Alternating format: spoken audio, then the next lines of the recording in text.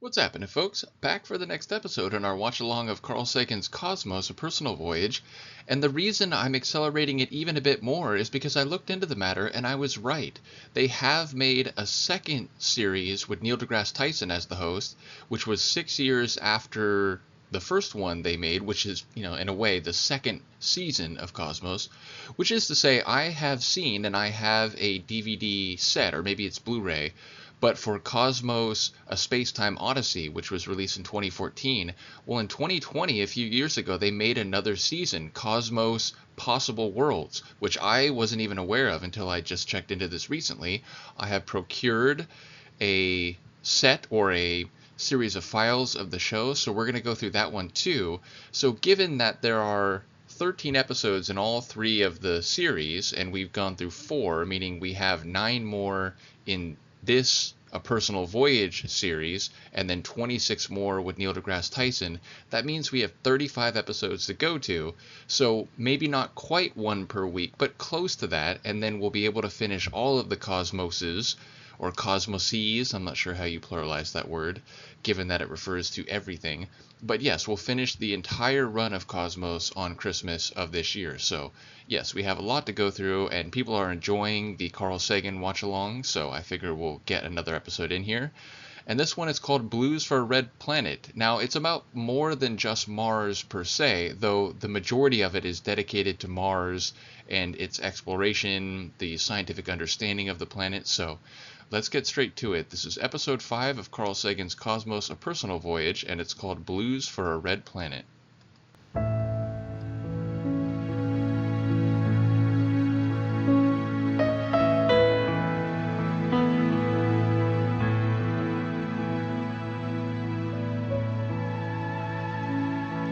And I would just mention, part of the reason I'm very excited about the most recent season of Cosmos is because I've never seen it. So when we watch it, that one will be as new to me as it is to you folks. Whereas this one and the next season, the A Space-Time Odyssey, I have seen, of course.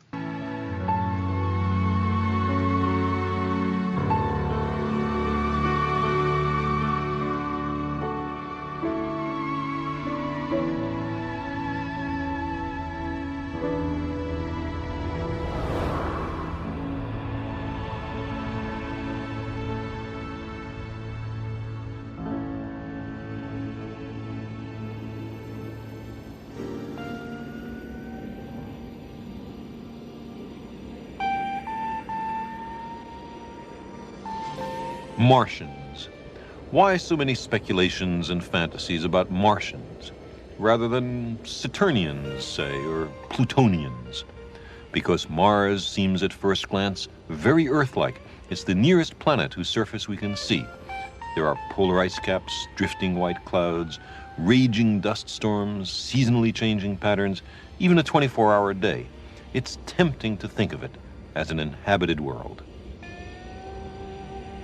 Mars has become a kind of mythic arena onto which we've projected our earthly hopes and fears.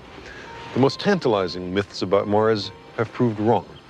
So a few people have swung to the opposite extreme and concluded that the planet is of little interest. They've begun to sing blues for the red planet. But the real Mars is a world of wonders. Its future prospects are far more intriguing than our past apprehensions about it.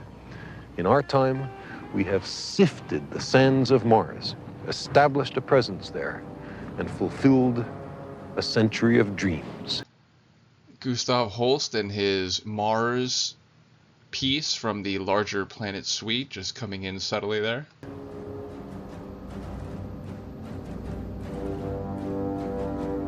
The most startling dream of Mars was that of H.G. Wells, who in 1897 wrote The War of the Worlds. No one would have believed in the last years of the 19th century that this world was being watched keenly and closely by intelligences greater than man's, and yet as mortal as his own.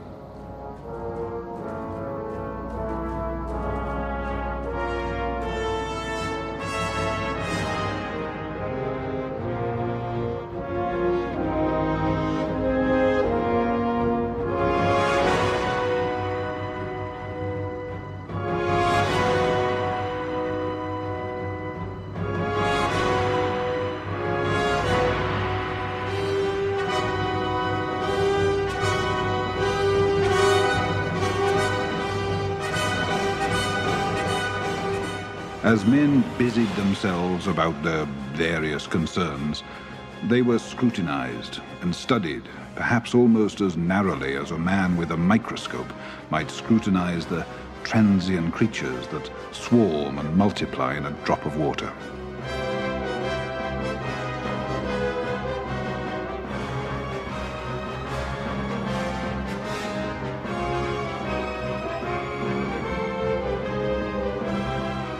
With infinite complacency, men went to and fro over this globe about their little affairs, serene in their assurance of their empire over matter. It's possible that the infusoria under the microscope do the same.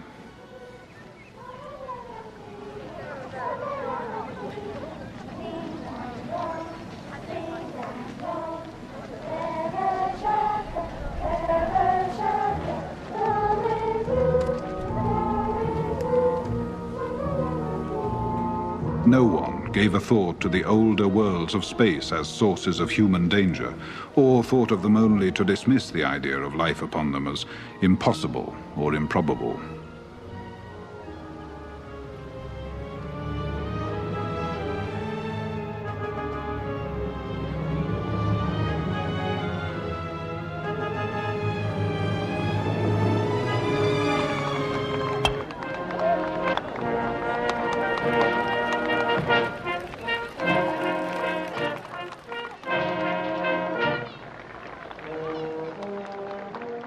It is curious to recall some of the mental habits of those departed days. At most, terrestrial men fancied there might be other men upon Mars, perhaps inferior to themselves, and ready to welcome a missionary enterprise. Yet, across the gulf of space, intellects vast and cool and unsympathetic regarded this Earth with envious eyes, and slowly and surely drew their plans against us.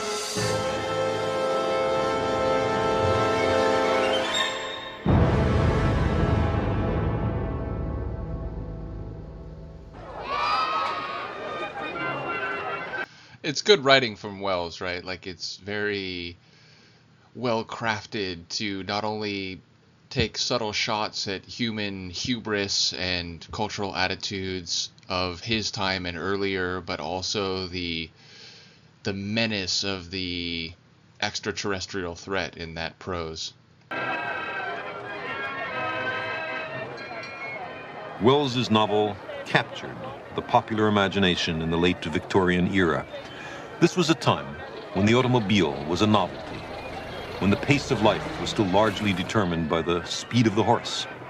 Into this world, Wells introduced an interplanetary fantasy with spaceships, ray guns, and implacable aliens. These were original and disquieting possibilities. The Martians of H.G. Wells were not merely minor variations on a human theme. Instead, they were the evolutionary product of a totally alien environment.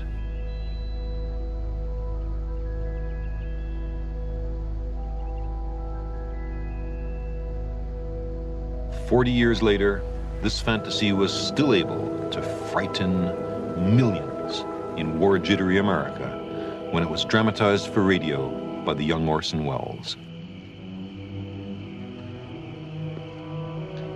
Even before I saw this series, I remember hearing about that when I was younger, the idea that when they did the radio broadcast, there were lots of people who thought certain segments of it especially were like actual news broadcasts that the Earth was being invaded by Martians, and they responded by either evacuating or causing a great panic, or even holing up in their houses with weapons and so on. So it is, I think, not only a testament to the well-written, if perhaps dangerously applied prose of the novel and the radio show, but also indicative of the effects of being in a cultural and political situation where there's so many heightened fears about warfare and bombing that something like that could set off people who are already on edge. A few years before The War of the Worlds was published, another and quite different vision of Martians was forming in the mind of a wealthy Bostonian named Percival Lowell. The Martians of H.G. Wells were a way for the novelist to examine contemporary society through alien eyes. But the Martians of Percival Lowell were, he believed, very real. It was here that the most elaborate claims in support of life on Mars were developed. I think this is Neptune from the planet Suite. I think so. Lowell dabbled in astronomy as a young man. He went off to Harvard. He had a semi-official diplomatic appointment to Korea, and otherwise engaged in the usual pursuits of the wealthy for his time. But his lifelong love was the planet Mars.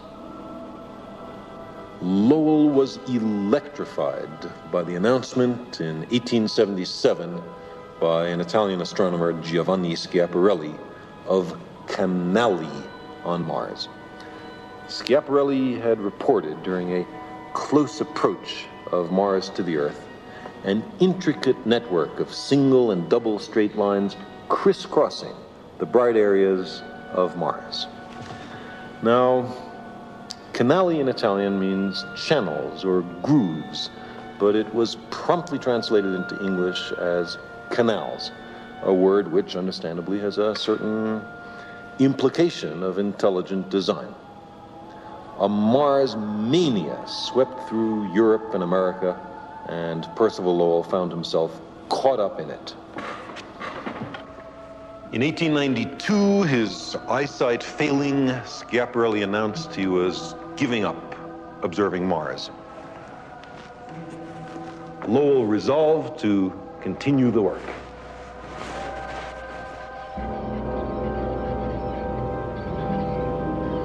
He wanted a first-rate observing site, undisturbed by clouds or city lights, and marked by good seeing.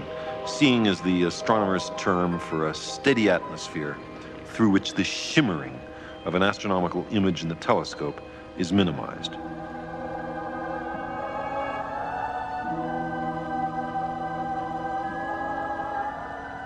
Lowell built his observatory far away from home on Mars Hill, here in Flagstaff, Arizona.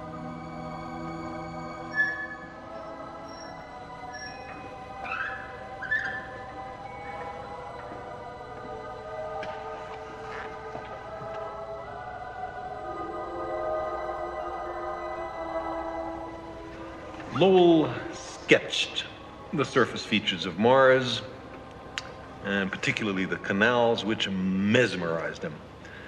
Now, observations of this sort aren't easy. You put in long hours at the telescope in the chill of the early morning. Most of the time, the seeing is crummy. When the seeing is bad, the image of Mars blurs and distorts, and you have to ignore what you've observed. But occasionally, the image steadies, and the features of the planet marvelously flash out at you. You must then remember what you've seen and accurately commit it to paper. You must put your preconceptions aside and with an open mind set down the wonders that Mars holds in store for us. This is Percival Lowell's own notebook. Here's what he thought he saw. Bright and dark areas, a hint of a polar cap, and canals. Lots and lots of canals.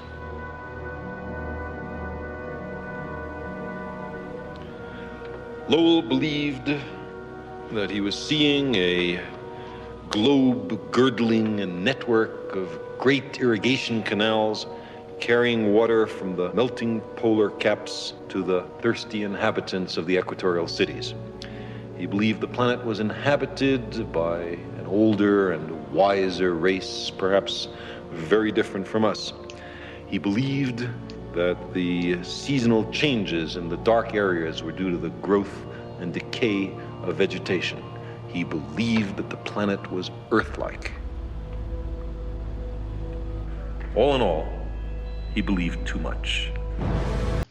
I love that, and the orchestral hit after it.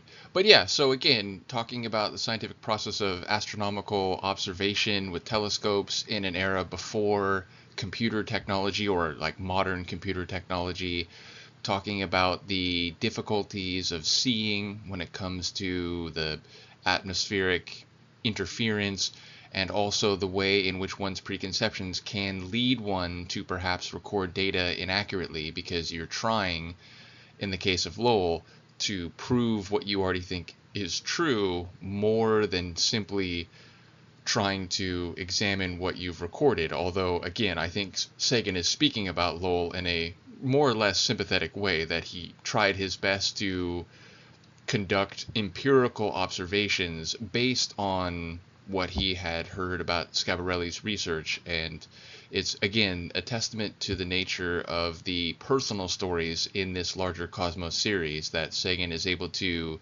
recapture the lives and the thoughts and the activities of some of these characters, if you will, real people, of course, in a way that is part of these larger scientific stories in the series. But again, that line, like, ultimately he believed too much, I think that really sums up the section well. All in all, he believed too much.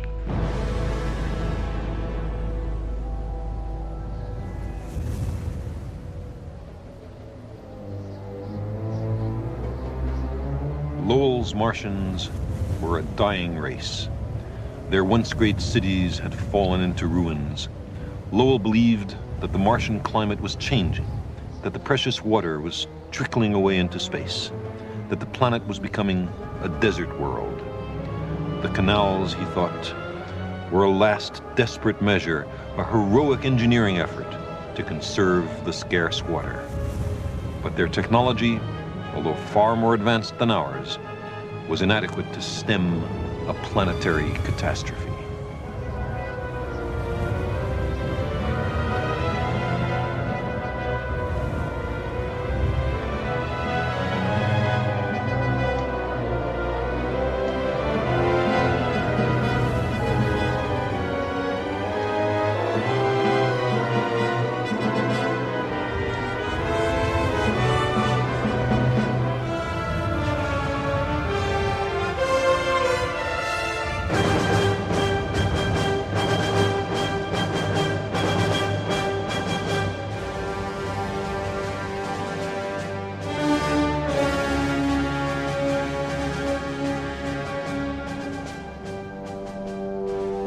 The most serious contemporary challenge to Lowell's ideas came from an unlikely source, the biologist Alfred Russel Wallace, co-discoverer of evolution by natural selection.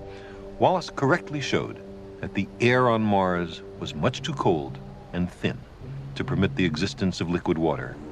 He wrote that only a race of madmen would build canals under such conditions.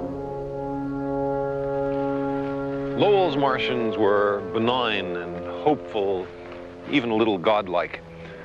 Very different from the malevolent menace posed by H.G. Wells and Orson Welles in The War of the Worlds. Both sets of ideas passed into the public imagination through Sunday supplements and science fiction, and excited generations of 8-year-olds into fantasizing that they themselves might one day voyage to the distant planet Mars. I remember reading with breathless fascination the Mars novels of Edgar Rice Burroughs. I journeyed with John Carter, gentleman adventurer from Virginia, to Barsoom, as Mars was known by its inhabitants. Wandering among the beasts of burden called thoats, winning the hand of the lovely Deja Thoris, princess of helium, and befriending a 10-foot-high green fighting man named Tars Tarkas as the moons of Mars hurtled overhead on a summer's evening on Barsoom.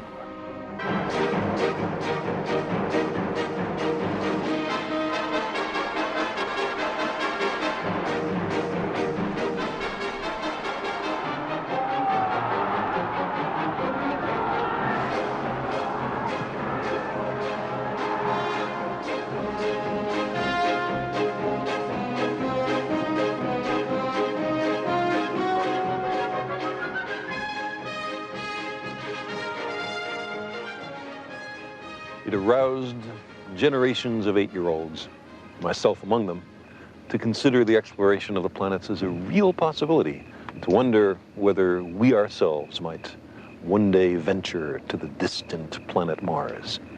John Carter got to Barsoom by standing in an open field, spreading his hands and wishing hard at Mars. I can remember spending many an hour in my boyhood, arms resolutely outstretched in an open field in twilight, imploring what I believed to be Mars to transport me there. It never worked. There had to be some better way. And there was. The real road to Mars was opened by a boy who loved skyrockets.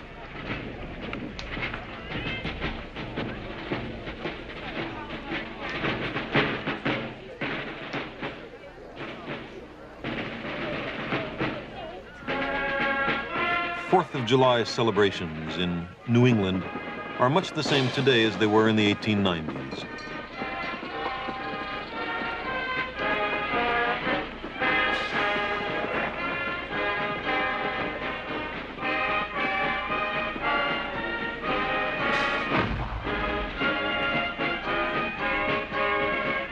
Then, as now, the highlight of the day's festivities was a rousing fireworks display.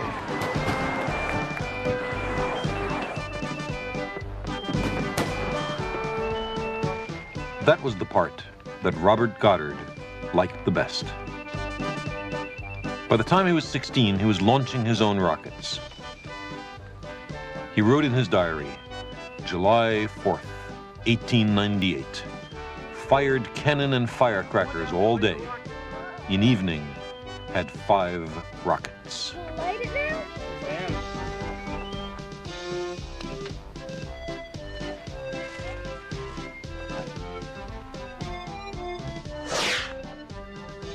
Wow! That same year, The War of the Worlds was being serialized in the Boston Post. Goddard eagerly read every word.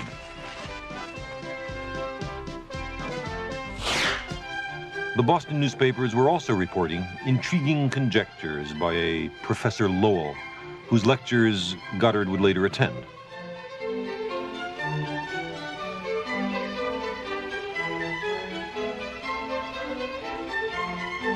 The images of Mars spun by Wells and Lowell beguiled the young Goddard. And at age 17, on October 19th, 1899, they crystallized into an overwhelming vision that provided the direction and purpose of his life.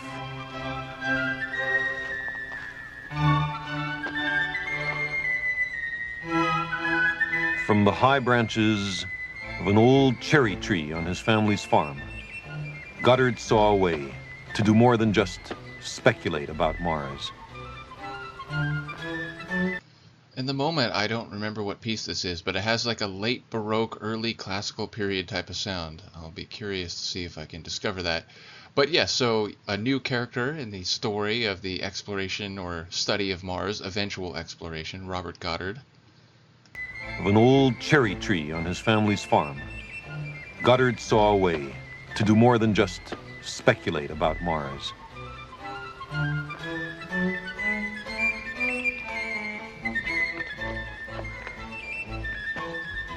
Before anyone had ever flown in an airplane or listened to a radio, Goddard decided to invent a machine that would voyage to the planet Mars.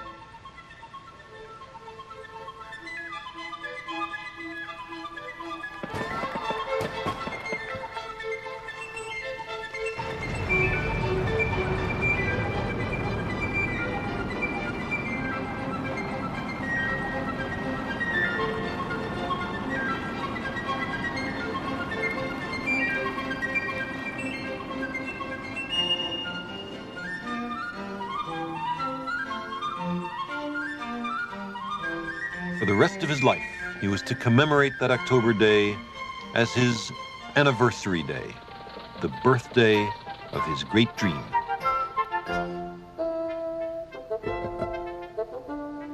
By the 1920s, after years of studying physics and engineering, he was experimenting with liquid fuel rockets.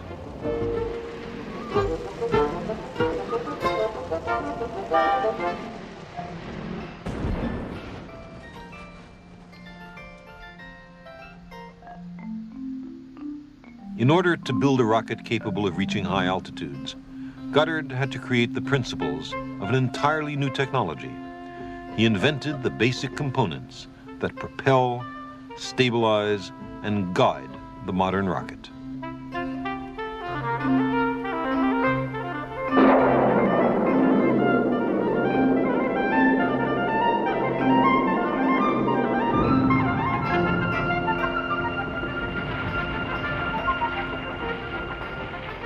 It was painstaking and difficult work, but Goddard took the many setbacks in stride.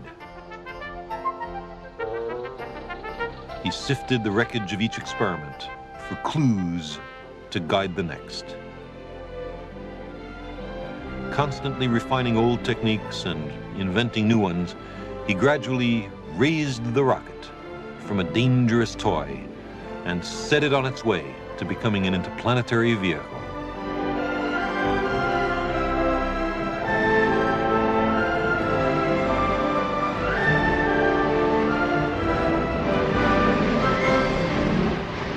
Goddard died in 1945 before a rocket had ever left the planet Earth. Although Mars always remained his objective, Goddard knew that such a goal would be ridiculed. In public, he advocated only the more modest objective of flying to the moon.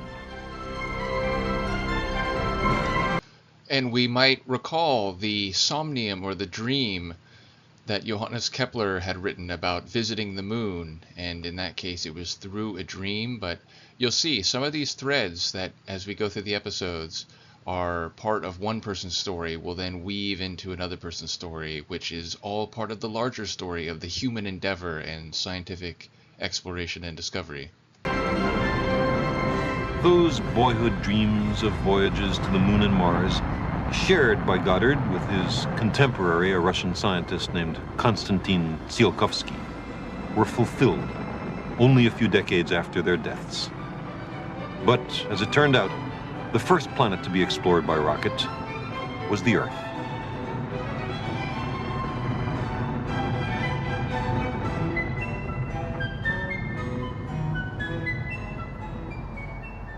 Now, imagine yourself a visitor from some other and quite alien planet. You approach the Earth with no preconceptions. Is the place inhabited? At what point can you decide? When we look at the whole Earth, there are no signs of life. We must examine it more closely. If there are intelligent beings, maybe they create engineering structures which can be seen at a resolution of a few kilometers. Yet, at this level of detail, even a great river valley seems utterly lifeless. There's no sign of life, intelligent or otherwise, in Washington, D.C., or Moscow, or Tokyo, or Peking. If there are intelligent beings on Earth, they have not much modified the landscape into regular geometrical patterns at kilometer resolution. But when we improve the resolution tenfold, when we begin to see detail as small as 100 meters across, the size of a football field, the situation changes.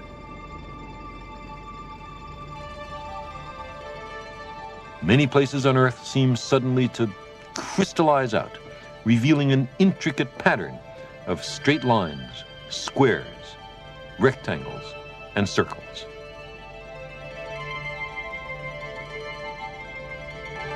Canals, roads, circular irrigation patterns all suggest intelligent life with a passion for Euclidean geometry and territoriality.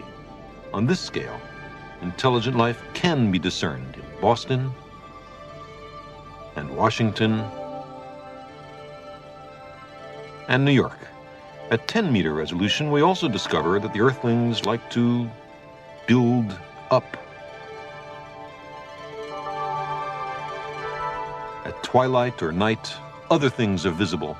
Oil well fires in the Persian Gulf, or the bright lights of large cities. And at meter resolution, we make out individual organisms, seals on ice floes, or people on skis. Intelligent life on Earth first reveals itself through the geometric regularity of its constructions. If Lowell's canal network really existed, the conclusion that intelligent beings inhabit that planet might also be compelling. But there is no canal network. Our unmanned spacecraft have examined Mars with 1,000 times more detail than any fleeting glimpse available through Percival Lowell's telescope. There is no question that his Martian canals were of intelligent origin. The only question was which side of the telescope the intelligence was on. Where we have strong emotions, we're liable to fool ourselves. Yet, even without the canals, the exploration of Mars evokes the kind of rapture that Columbus or Marco Polo must have felt. We see many impact craters, but we find no canals, none at all. There are fault lines in the surface and complex patterns of ridges and valleys, but they're all far too small and in the wrong places to be Lowell's canals, and they don't seem to be manufactured. There are many signs of water. Ancient river valleys wind their way among the craters. Nergal Valley, named after the Babylonian war god, is 1,000 kilometers long and 1 billion years old. There seems to have been a time when Mars was much warmer and wetter than it is today. I wonder if life ever arose in the muddy backwaters of these great river systems. The waters flowed at the same time that the great volcanoes of the Tharsis Plateau were made, before the present continents of Earth were formed. It was a very lively epoch on Mars. Equally old is the Mariner Valley, a strange, vast, mist-filled chasm. If it were on Earth, it would stretch from New York to Los Angeles. Landslides and avalanches are slowly eroding its walls, which collapse to the floor of the valley. There, the winds remove the particles and create immense sand dune fields. Signs of high winds are all over Mars. Often craters have, trailing behind them, long streaks of brighter dark material blown out by the winds, natural weather vanes on the Martian surface. For the sand to be blown about in the thin Martian atmosphere, the winds have to be very fast, sometimes approaching half the speed of sound. But some of the patterns are so odd and intricate that we cannot be sure they're caused by wind-blown sand. And there are other strange markings.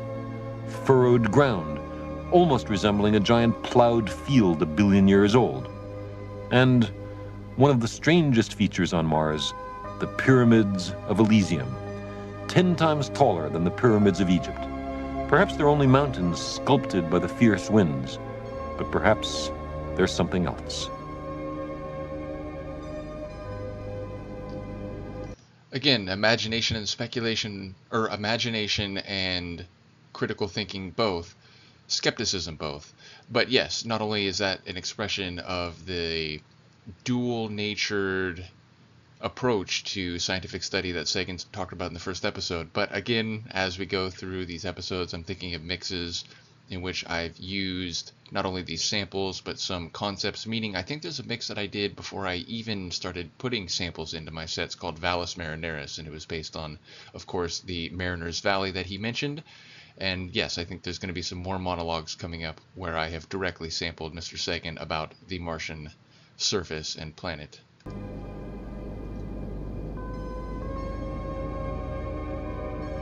How marvelous it would be to glide over the surface of Mars, to fly over Olympus Mons, the largest known volcano in the solar system.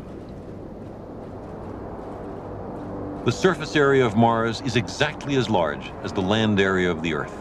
it will be a long time before this planet is thoroughly explored. The only canal of Percival Lowell that corresponds to anything real is Mariner Valley. 5,000 kilometers long. It's a little hard to miss even from Earth. The Grand Canyon of Arizona would fit into one of its minor tributaries.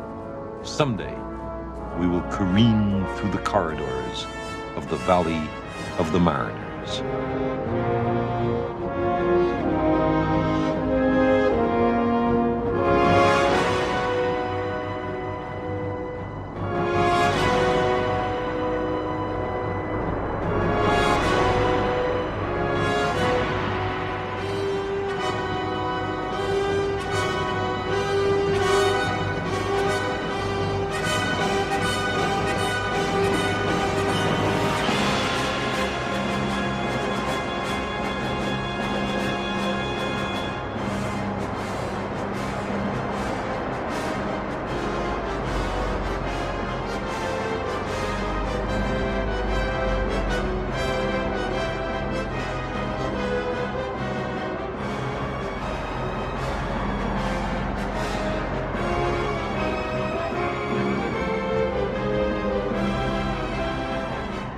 To skim over the sand dunes of Mars is, as yet, only a dream.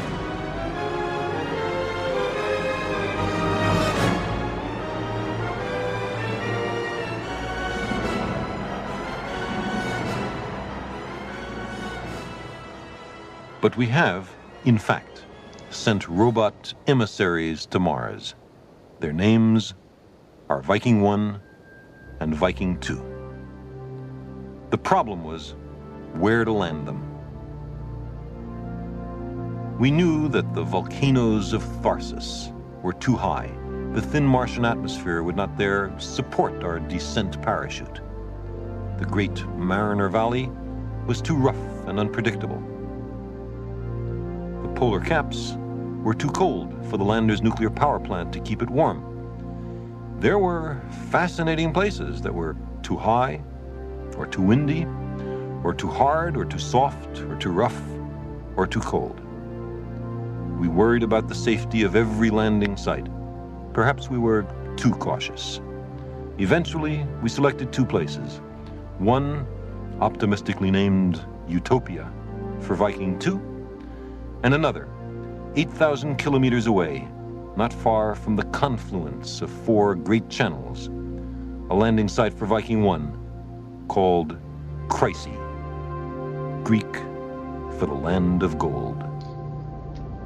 And he says we, you'll see that not only was Sagan a science popularizer, but he worked for NASA at the Jet Propulsion Laboratory in Pasadena and was one of the people not only involved in the Viking mission, but even more famously the Voyager missions, which we'll learn about in greater detail in, I think, not only the next episode, but in multiple episodes to come. But I also want to comment on this awesome, like, progressive ambient jazz piece, and it's not the only one in this episode. There's a track near the end that's one of my absolute favorites, and I've never been able to figure out the name of or even who it's by, so we'll get to that eventually. But yeah, I love this piece here. Four great channels, a landing site for Viking 1, called Chryse, Greek for the land of gold.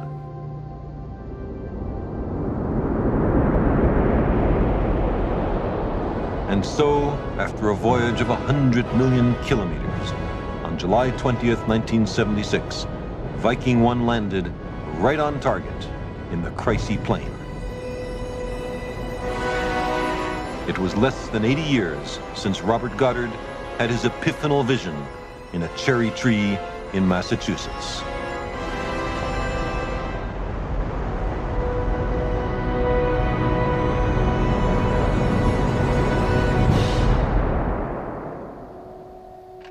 After hibernating for a year during its interplanetary passage, Viking reawakened on another world.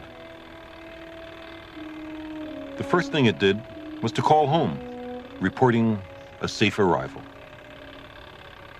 It began to rouse itself according to instructions memorized months earlier. First, it put out a finger to test the Martian winds. Then, flexing its arm, it flung off a protective glove. Next, Viking prepared to sniff the air and taste the soil.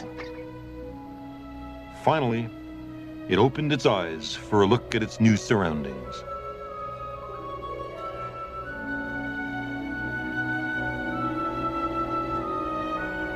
Viking's first picture assignment was to photograph its own foot.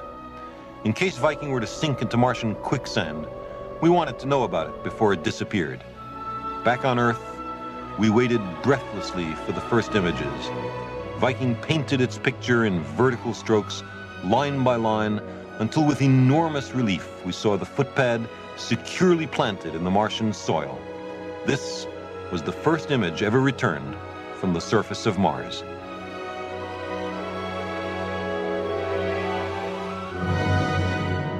The cameras on each Viking lander revealed a kind of rocky desert. Beyond the lander itself, we saw for the first time the landscape of the Red Planet. It didn't look like an alien world. There were rocks and sand dunes and gently rolling hills as natural and familiar as any landscape on Earth. Forever after, Mars would be a place.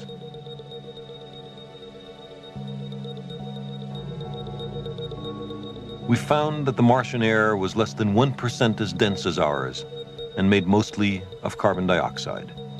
There were smaller amounts of nitrogen, argon, water vapor, and oxygen. And there was almost no ozone, so the surface was not protected from the sun's ultraviolet light as it is on Earth. On the warmest days, it was distinctly chilly, and every night the temperatures plunged to 100 below. In winter, the surface was dusted with a thin layer of frost.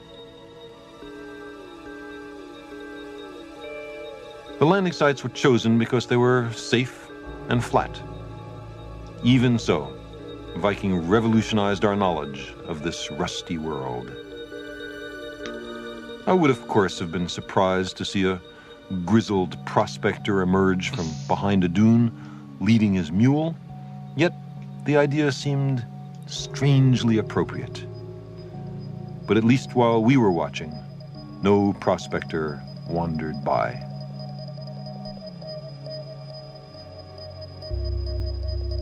We studied with exceptional care every picture the cameras radioed back, but there was no hint of the canals of Barsoom, no sultry princesses, no 10-foot-tall green fighting men, no thoats, no footprints, not even a cactus or a kangaroo rat. Perhaps there was life inside the rocks or under the ground. If so, it had left no traces.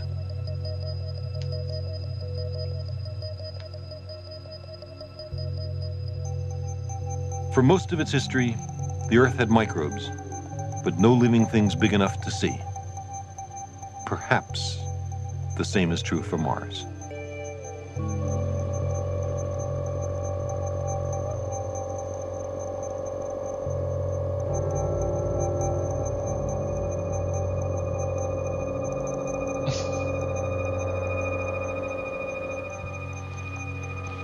The Viking lander is a superbly instrumented and designed machine.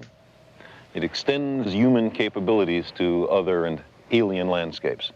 By some standards, it's about as smart as a grasshopper. By others, only as intelligent as a bacterium. There's nothing demeaning in these comparisons. It took nature hundreds of millions of years to evolve a bacterium and billions of years to make a grasshopper. With only a little experience in this sort of business, we're getting pretty good at it. God, in the moment I don't remember the mix name, but I've definitely sampled that monologue right there. In both landing sites, in Chryse and Utopia, we've begun to dig the sands of Mars. On a very small scale, such trenches are the first human engineering works on another world.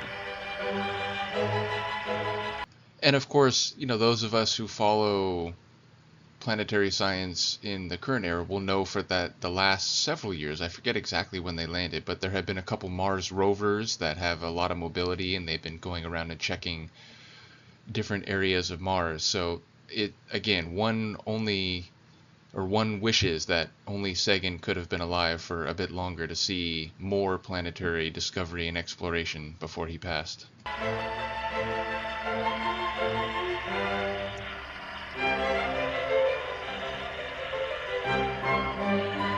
The robot arm retrieves soil samples and deposits them into several sifters.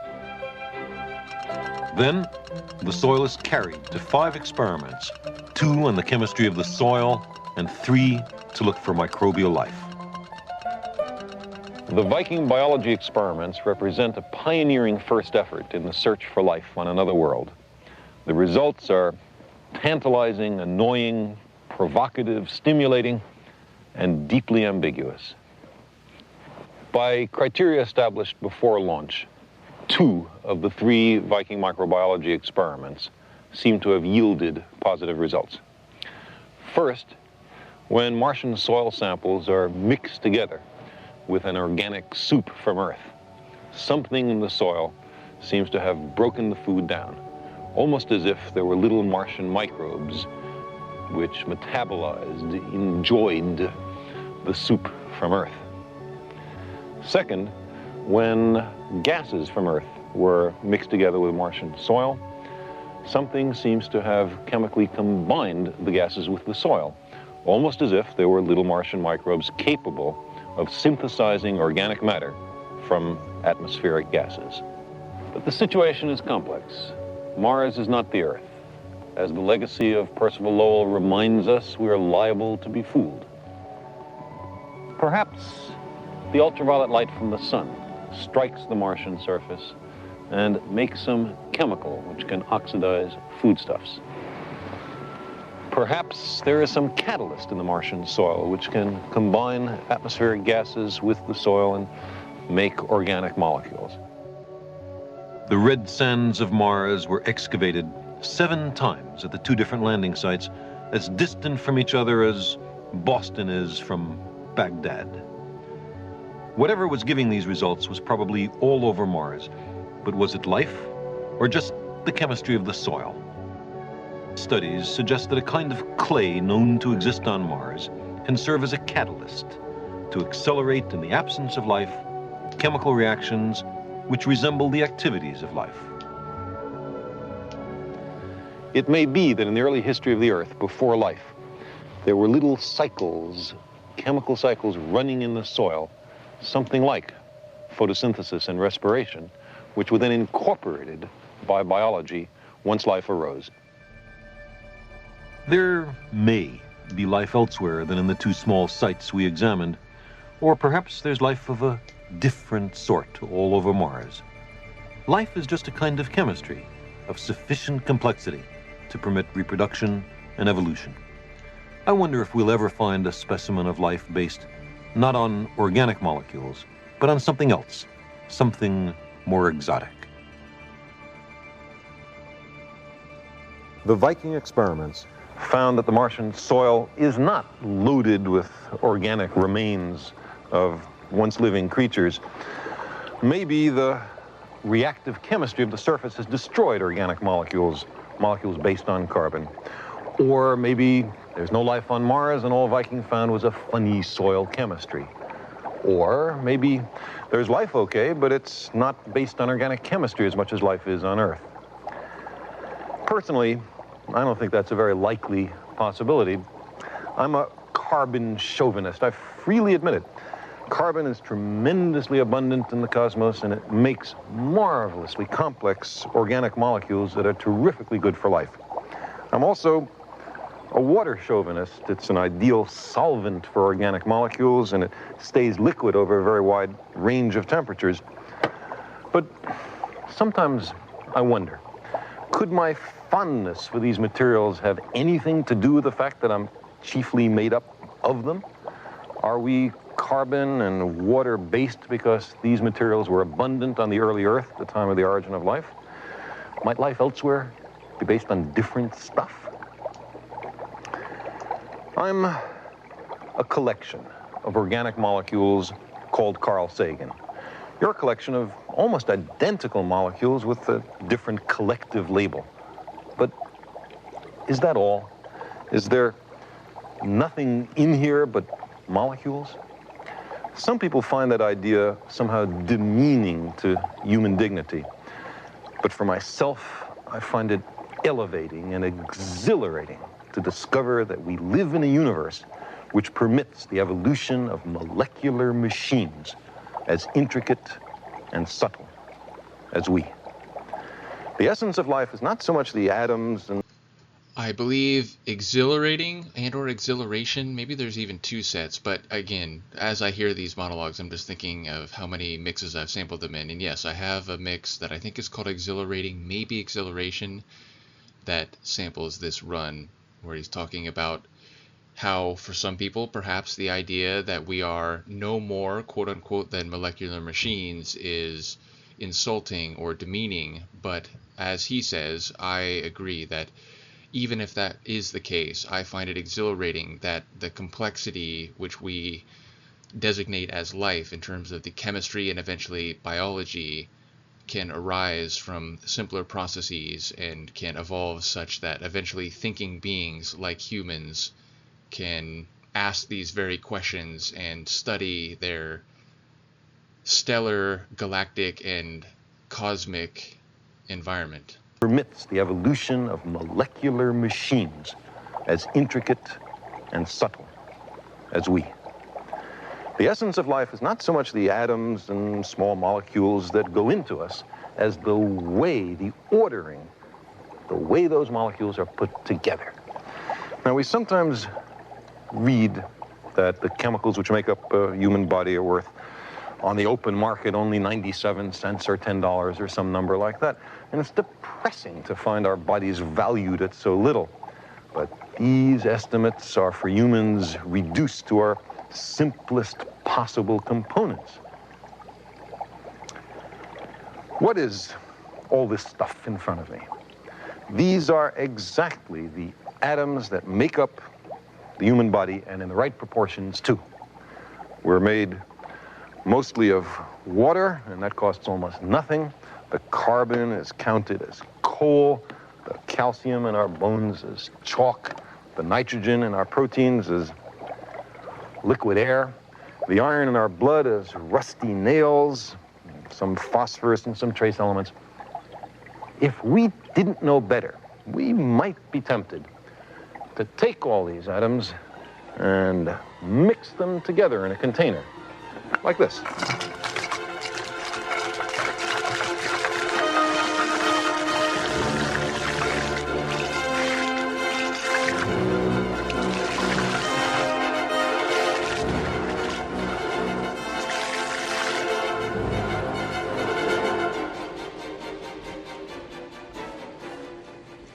And stir.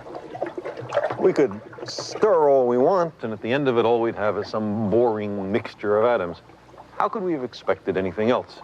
The beauty of a living thing is not the atoms that go into it, but the way those atoms are put together. Information distilled over 4 billion years of biological evolution. Incidentally, that line, like information distilled through 4 billion years of biological evolution, I think it's a very scientific and yet poetic way to express the idea of chemistry and biology and human existence. All the organisms on the Earth are made essentially of that stuff. An eyedropper full of that liquid could be used to make a caterpillar or a petunia, if only we knew how to put the components together. All life on Earth is made from the same mixture of the same atoms. On another planet, the jars of life might be filled with very different atoms and small molecules, but I think the life forms on many worlds will consist, by and large, of the same atoms that are popular here, maybe even the same big molecules.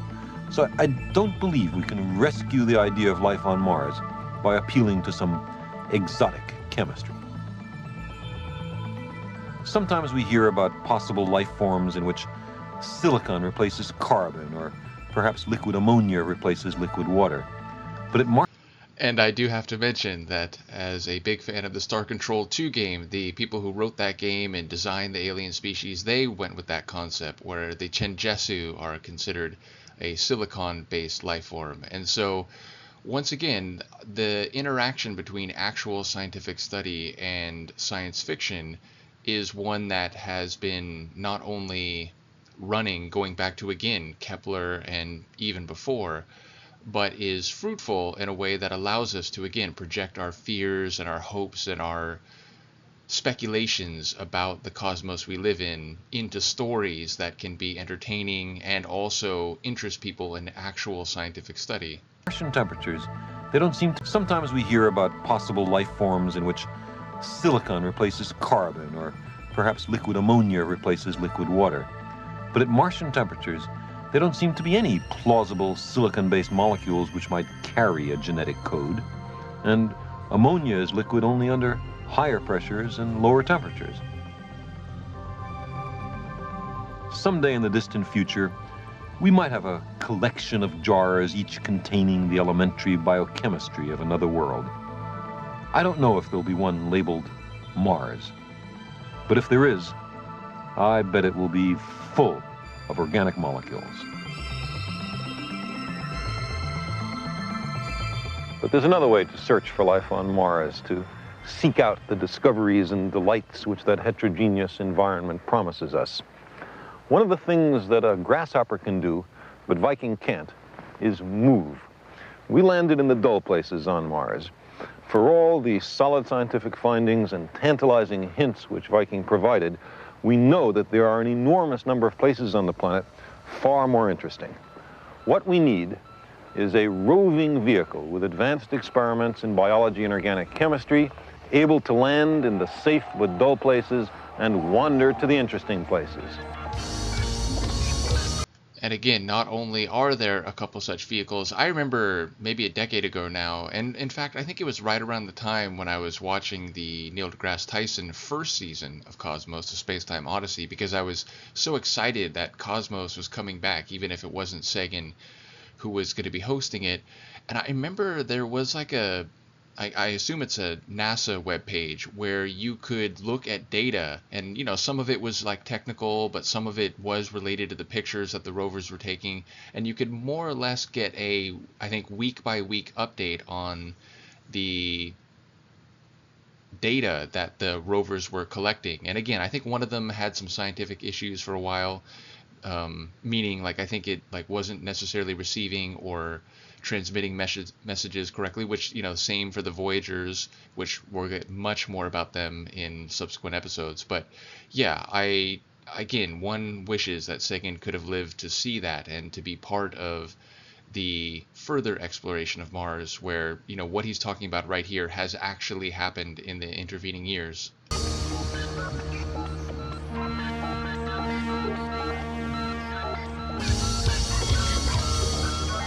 This roving vehicle was developed by the Rensselaer Polytechnic Institute. It has a long list of dumb things it knows not to do. A Mars rover hasn't got time to ask whether it should attempt a steep slope. Radio waves traveling at the speed of light take about 20 minutes for the round trip to Earth. By the time it got an answer, it might be a heap of twisted metal at the bottom of a canyon. A rover has to think for itself.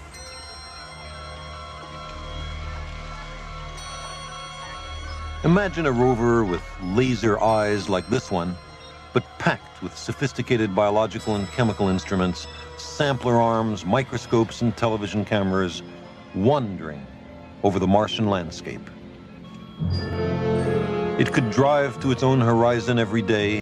And note that tumbleweed looked a bit like a dandelion, and thus a bit like the spaceship of the imagination that Cosmos has represented that ship as, and ultimately the entire Cosmos endeavor. Sampler arms, microscopes, and television cameras wandering over the Martian landscape.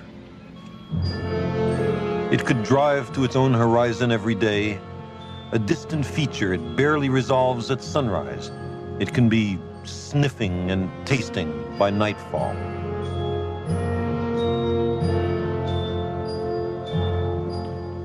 Billions of people could watch the unfolding adventure on their television sets as the rover explores the ancient river bottoms or cautiously approaches the enigmatic pyramids of Elysium. A new age of discovery would have begun. Most of the human species would witness the exploration of another world.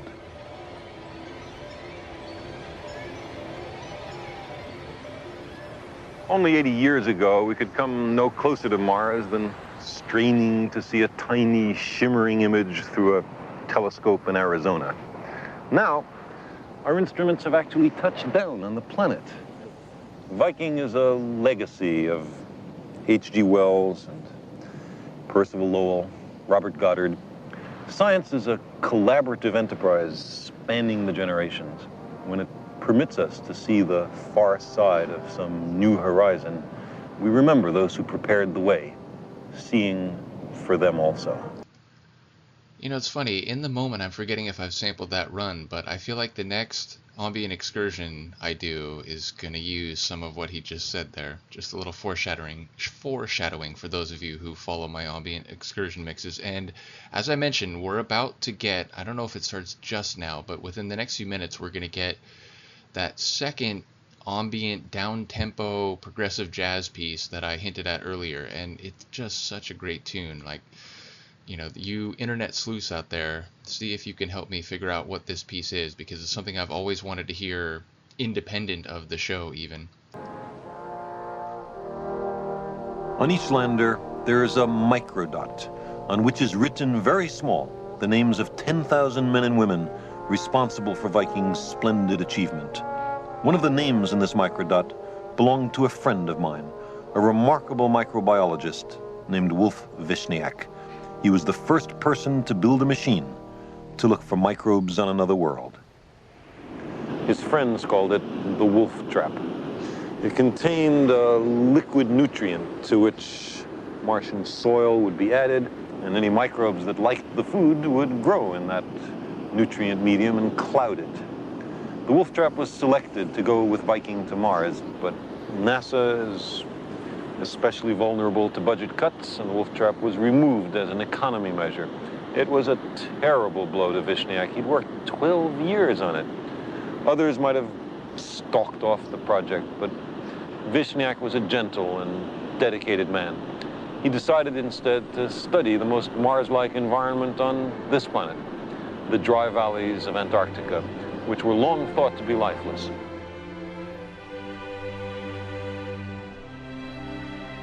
But Vishniak believed that if he could find microbes growing in these arid polar wastes, the chances of life on Mars would improve.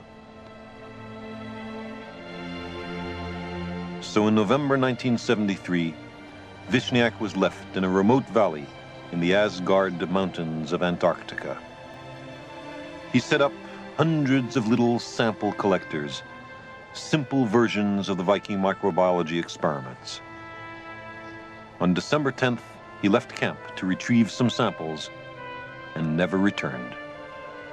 He had wandered to an unexplored area, apparently slipped on the ice, and fell more than 100 meters. Maybe something had caught his eye, a likely habitat for microbes or a patch of green where none should be. The last entry in his notebook was Station 202 retrieved, 22:30 hours. Soil temperature minus 10 degrees. Air temperature minus 16 degrees. It had been a typical summer temperature for Mars. Some of his soil samples were later returned, and Vishniak's colleagues discovered. So yes, R.I.P. to this Vishniak scientist, a personal friend of Sagan, but that piece I mentioned is starting right here. It had been a typical summer temperature for Mars. Some of his soil samples were later returned, and Vishniak's colleagues discovered that there really is life in the dry valleys of Antarctica, that life is even more tenacious than we had imagined. That fact may turn out to be very important for the future history of Mars.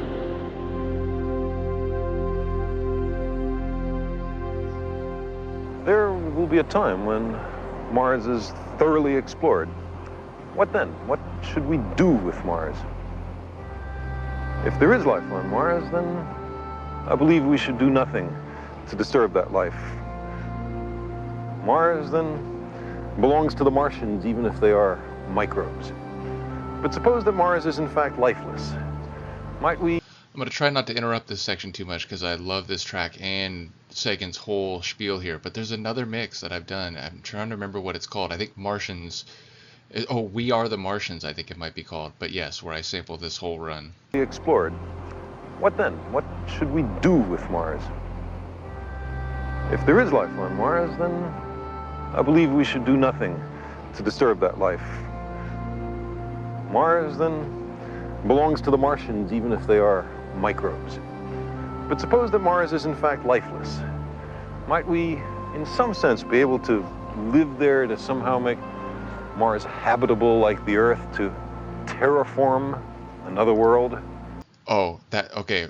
The mix I'm thinking of, I think, is actually Terraform. But I think there is another one, too, like We Are the Martians or The Martians Will Be Us. To disturb that life.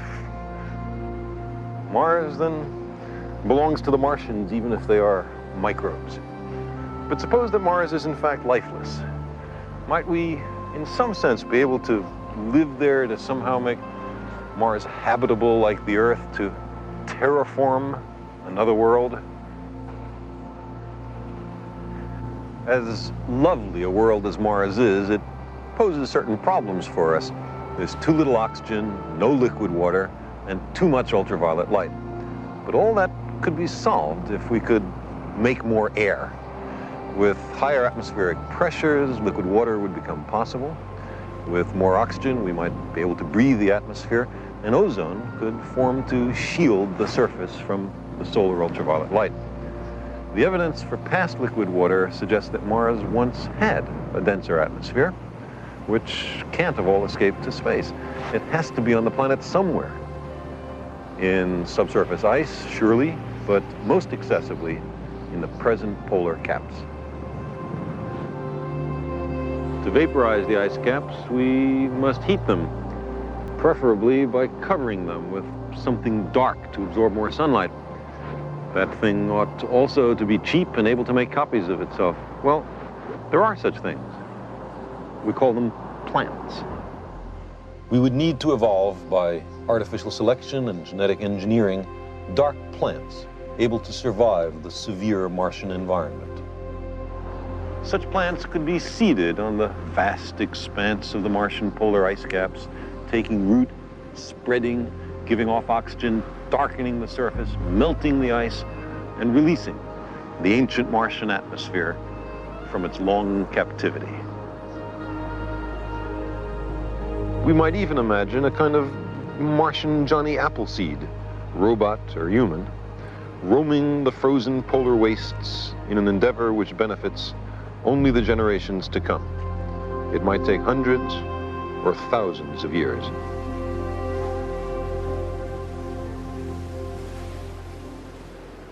We might then want to carry the liberated water from the melting polar ice caps to the warmer equatorial regions. And there's a way to do it. We would build canals. But that's exactly what Percival Lowell believed was in fact happening on Mars in his time. The idea of a canal network built by Martians may turn out to be a kind of premonition. Because if the planet ever is terraformed, it'll be done by human beings whose permanent residence and planetary affiliation is Mars. The Martians will be us.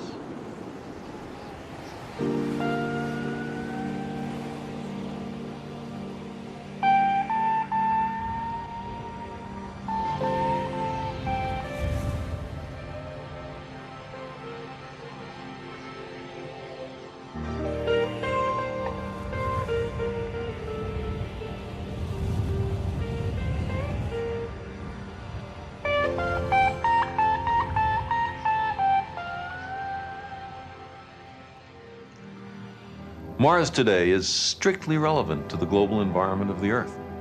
Its antiseptic surface is a cautionary tale of what happens if you don't have an ozone layer.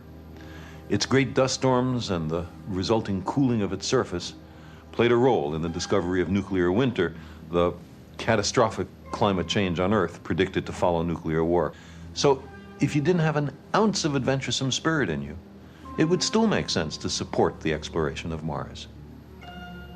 In recent years, there's been a groundswell of interest in organizing the first expedition of humans to go to the planet Mars.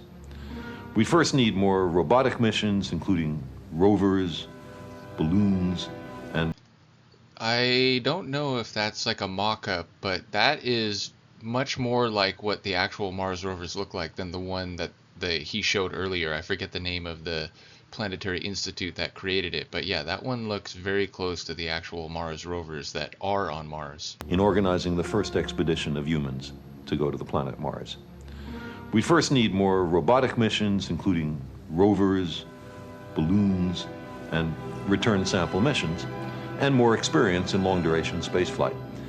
But eventually, if all goes well, the interplanetary ship or ships would be constructed in Earth orbit, launched on the long journey to Mars, and then a landing module would set down on the surface. The crew would emerge, making the first human footfalls on another planet. It would be very expensive, of course, although cheaper if many nations share the cost.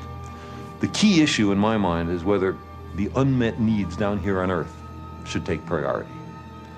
But that's a question even more appropriately addressed to the military budgets. Now, $1 trillion a year worldwide.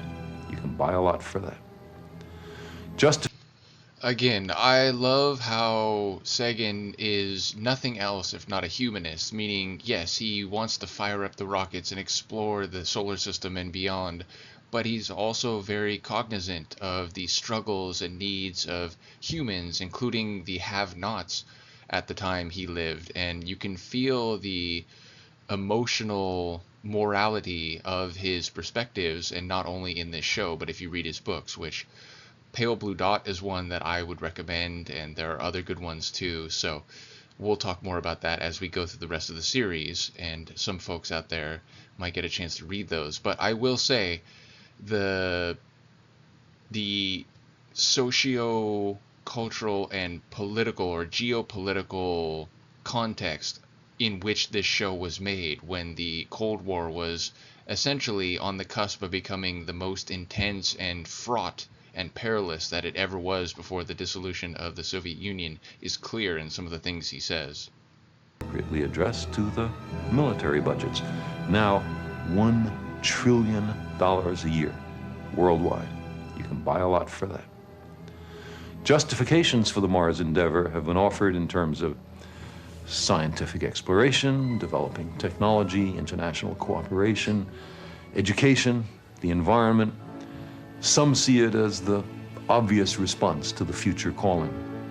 Some even think we should go to investigate enigmatic landforms, including one that resembles an enormous human face. Personally, I think this, like hundreds of other blocky mesas there, is sculpted by the high-speed winds, but if we're going anyway, there's no harm in taking a look.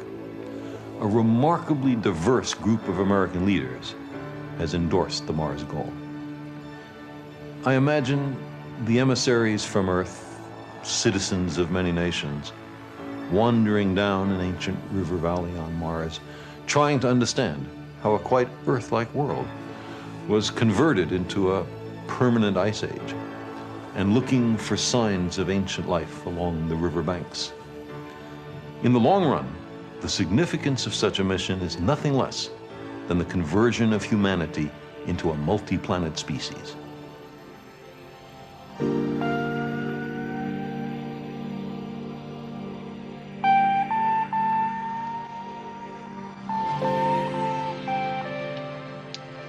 I love you, Carl Sagan.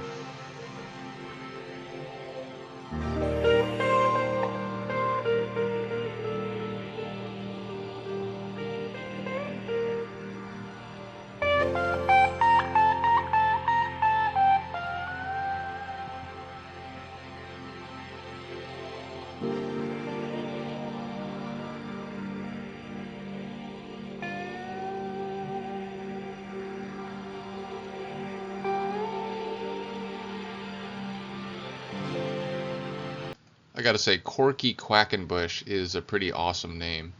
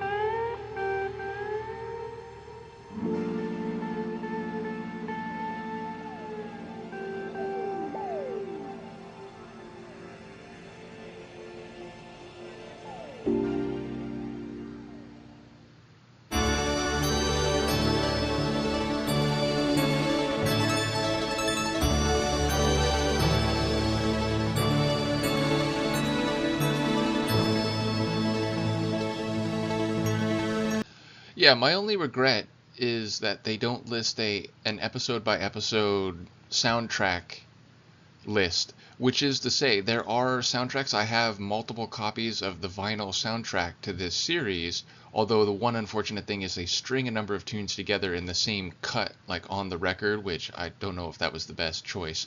And in some cases, like the Vangelis tracks, they're sort of edited down from the full version. But yeah, it would be really nice if there was a track-by-track listing for each episode. Now, I talked about that ambient progressive jazz track near the end of the episode, and I remember like going on a very intense search on the internet. Now, this is, again, like 15, 20 years ago even, so, you know, maybe there's more detailed information now. But one of the most comprehensive lists I saw, which did do it episode by episode, listed that tune as unknown progressive jazz piece. So it was like, you know, someone is aware that there's a particular track in that spot, but they couldn't find any information about it. So, yes, I suppose, you know, if there's anyone still around from the selection of the music, maybe they'd have some insight. But yes, the best I could find online many years ago was that there were a number of tracks which were very clearly listed, but that one was just shown as like, nope, we don't know what that is. So, yeah, again, maybe some of you sleuths out there might be able to find something. But either way, that's my only lament about these otherwise comprehensive credits, that they had a soundtrack listing for each episode in chronological order.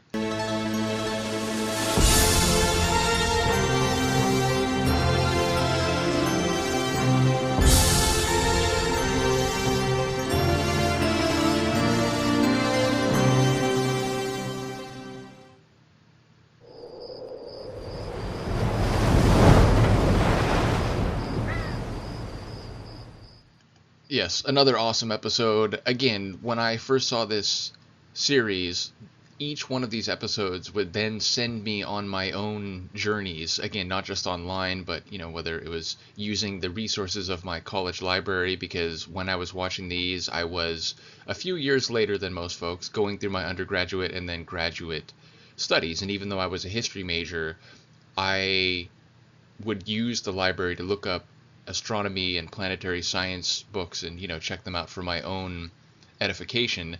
And fair to say, one of my graduate student research projects, I did a research paper on the scientific method and the, what's the right word, evolution of laboratories, which go back many, many centuries, but ultimately, you know, were sort of modernized and with increasing technology in the last couple centuries. So yes, the study of astronomy and planetary science was something that I dabbled in on a personal level, but also, at least just in my own tiny little way, in a professional manner during my graduate days. So yes, again, the whole series is full of awesome information, very human perspectives, Sagan's incredible personality and ability to articulate scientific endeavor and the scientific method. But there's so much nostalgia that I go through with this, so I'm glad you folks are here watching this with me. As I said, I'm going to be doing these more often than even I realized when I accelerated the pace already, because now that I know we have 26 additional episodes of Cosmos after we finish this series, it just has me so excited. So I hope you're enjoying it nearly as much as I am. Let me know what you think, and I will see you next time. Peace.